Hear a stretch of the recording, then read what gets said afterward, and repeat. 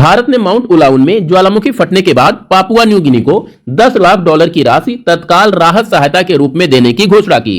Mount उलाउन में ज्वालामुखी फटने से अब तक 26,000 से अधिक लोगों को निकालकर दूसरे स्थानों पर भेजा गया है। बात कर लेते हैं पापुआ न्यू गिनी देश के बारे में। तो यह देश प्रशांत महासागर में न्यू गिनी द्वीप समूह पर अवस्थित है। यहाँ की राजधानी पोर्ट मोर्सबी है तथा इस देश की स्थलीय सीमाएं एकमात्र देश इंडोनेशिया के साथ लगती हैं। वहीं पापुआ न्यू गिनी की जलीय सीमा दक्षिण में ऑस्ट्रेलिया के साथ लगती है और सोलोमन द्वीप समूह के साथ लगती है। सोलोमन द्वीप समूह भी एक देश है। पापुआ न्यू गिनी के दक्षिण में ये वाला जो आप क्षेत्र देख रहे हैं, इस क्षेत्र को टोरेस स्ट्रेट के नाम से जाना जाता है। टोरेस स्ट्रेट ऑस्ट्रेलिया और न्यू गिनी द्वीप समूह को एक दूसरे से अलग करता है। यहीं पर यह भी ध्यान रखिएगा कि पापुआ न्यू गिनी बहुत सारे द्वीपों से मिलकर बना हुआ है। इनमें से जो इसका सबसे बड़ा क्षेत्र है वो न्यू गिनी द्वीप समूह पर अवस्थित है। इसके अतिरिक्त यहां पर ये जो आइलैंड है, इस आइलैंड को न्यू ब्रिटेन आइलैंड के नाम से जाना जाता है। ये आइलैंड बोगनविले आइलैंड के नाम से जाना जाता है। इसके बाद ये न्यू आयरलैंड द्वीप समूह है। यहां पर ये जो आप देख रहे हैं ये एडमिरल्टी आइलैंड्स हैं। इसी तरह से बहुत सारे आइलैंड्स हैं जिससे मिलकर पापुआ न्यू गिनी देश का निर्माण होता है। ये सोलोमन आइलैंड है। सोलोमन आइलैंड्स एक अलग देश का प्रतिनिधित्व करते हैं। इसके साथ ही साथ ये वाला जो पोर्शन आप देख रहे हैं, इस पोर्शन को केप यॉर्क पेनिसुला के नाम से जाना जाता है, जो कि ऑस्ट्रेलिया के अंतर्गत आते हैं। यहीं पर ये टोरेस स्ट्रेट अवस्थित है जो ऑस्ट्रेलिया के केप यॉर्क को और न्यू गिनी द्वीप समूह को एक दूसरे से अलग करता है। पापुआ न्यू गिनी देश के आसपास अवस्थित कुछ प्रमुख जल राशियों में Bismarck Sagar, Solomon Sagar, gulf of Papua अर्थात पपुआ की खाड़ी और कोरल सागर को आपको याद रखना है। पापुआ न्यू गिनी में अवस्थित कुछ प्रमुख ज्वालामुखियों के नाम जानने से पहले यह समझ लेते हैं कि सक्रियता के आधार पर ज्वालामुखियों को 3 वर्गों में विभाजित किया गया है। सबसे पहले एक्सटिंक्ट ज्वालामुखी आते हैं। हिंदी में इन्हें मृत ज्वालामुखी के नाम से जाना जाता है। ये ऐसे ज्वालामुखी हैं जिनके भविष्य में फटने की उम्मीद बहुत कम रहती है। दूसरा जो वर्ग है उसे डोरमेंट वोल्केनो के नाम से जाना जाता है। डोरमेंट वोल्केनो को हिंदी में सुसुप्त वोल्केनो कहते हैं। ये ऐसे वोल्केनो हैं जो नियर फ्यूचर में फट सकते हैं। वहीं जो तीसरा वर्ग है उसे एक्टिव वोल्केनो के नाम से जाना जाता है। इन्हें सक्रिय ज्वालामुखी कहा जाता है। सक्रिय ज्वालामुखी समय समय पर फटते रहते हैं और इन्हीं सक्रिय ज्वालामुखियों के अंतर्गत माउंट उलाउन को भी रखा जाता है, जो अभी हाल ही में सक्रिय है और जिसके कारण भारत ने पापुआ न्यू गिनी को आर्थिक मदद पहुंचाई है। तो अब यहां के कुछ प्रमुख ज्वालामुखियों के नाम देख लेते हैं जो हमारे एग्जामिनेशन की दृष्टि से इंपॉर्टेंट है।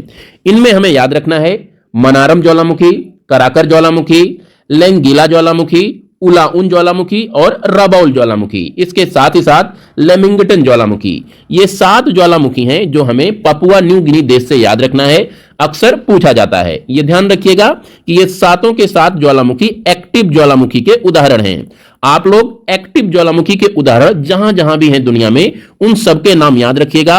पेपर में अक्सर पूछा जाता है। आपको एक तरफ ज्वालामुखी के नाम दे देगा और दूसरी तरफ देश दे देगा। मिला करना रहता है कि कौन सा ज्वालामुखी किस राज्य या देश में अवस्थित है। अब आ जाते हैं हम लोग अपने दूसरे करंट अफेयर्स पर। यहां से हमें याद रखना है कि भारत के पूर्व राष्ट्रपति रामनाथ कोविंद ने नई दिल्ली में नए भारत का सामवेद नामक पुस्तक का विमोचन किया। इस पुस्तक में भारतीय संविधान पर प्रधानमंत्री नरेंद्र मोदी के भाषणों का संकलन किया गया है। तो यहां से आप ये नए भारत का सामवेद पुस्तक याद रखिएगा। काफी चर्चित पुस्तक है।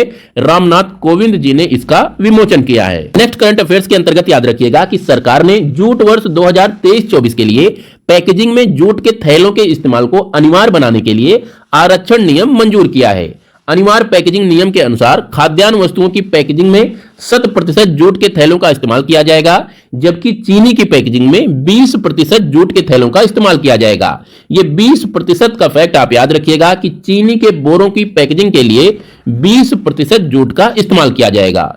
जूट की बात कर लेते हैं तो जूट से संबंधित एक बहुत ही इंपॉर्टेंट प्रश्न पूछा जाता है गोल्डन फाइबर का, कि किस फाइबर को गोल्डन फाइबर के नाम से जाना जाता है। तो इसका उत्तर हो जाएगा जूट फाइबर।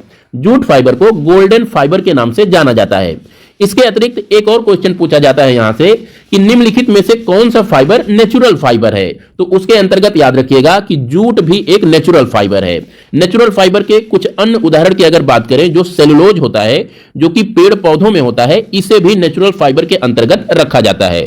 जूट की जो फसल होती है 120 दिनों की होती है, यानी 3 महीने की यह फसल होती है और इसे अप्रैल मई में उगाया जाता है और जुलाई अगस्त में काट लिया जाता है।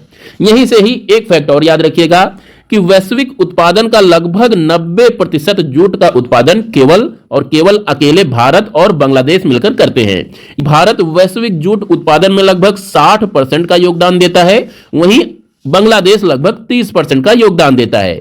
इस प्रकार टोटल वैश्विक उत्पादन में भारत और बांग्लादेश मिलाकर 90% का योगदान देते हैं।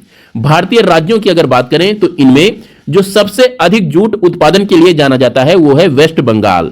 पश्चिम बंगाल भारत में सबसे बड़ा जूट उत्पादक राज्य है और यहां पर लगभग 7,552 गांठों का उत्पादन होता है। यहां पर ध्यान दीजिएगा कि जूट को बेल्स में नापा जाता है। बेल्स का मतलब गांठें, ये जो आप देख रहे हैं ना, ये इन्हें बेल्स कहते हैं। तो इसके नापने की इकाई बेल्स है, ये आप याद रखिएगा। इंडिया का दूसरा जूट उत्पादक राज्य की अगर बात करें तो ये असम है, तीसरे नंबर पर बिहार आता है। ये 3 राज्यों का नाम आप याद रखिए। सबसे बड़ा उत्पादक बंगाल हो गया, दूसरे पर असम हो गया और तीसरे पर बिहार हो गया। असम और बिहार के रैंक चेंज होते रहते हैं, लेकिन बंगाल का उत्पादन इतना ज्यादा है कि असम और बिहार की अपेक्षा ये हमेशा टॉप पर ही रहता है। तो कभी भी जब पेपर में पूछा जाए कि जूट का सबसे बड़ा उत्पादक राज्य कौन सा है भारत का, तो आप लोग आंख बंद करके पश्चिम बंगाल लगा दीजिएगा। अब बात कर लेते हैं आज के एमसीक्यू की। तो आप लोगों को बताना है कि भारत के पहले एआई शहर अर्थात आर्टिफिशियल इंटेलिजेंस सिटी के रूप में किस शहर का विकास किया जा रहा है। आपके ऑप्शन है बेंगलुरु, मुंबई, लखनऊ या फिर विशाखापट्टनम। इस एमसीक्यू का जवाब आप लोग कमेंट में दीजिएगा। कल फिर मिलते हैं लेटेस्ट करंट अफेयर्स, एमसीक्यूज और static GK facts and figure के साथ। तब तक के लिए नमस्कार। और हां, अगर अभी तक आपने चैनल सब्सक्राइब नहीं किया है तो प्लीज चैनल सब्सक्राइब करें, लाइक करें और अपने दोस्तों के साथ भी शेयर करें। नमस्कार।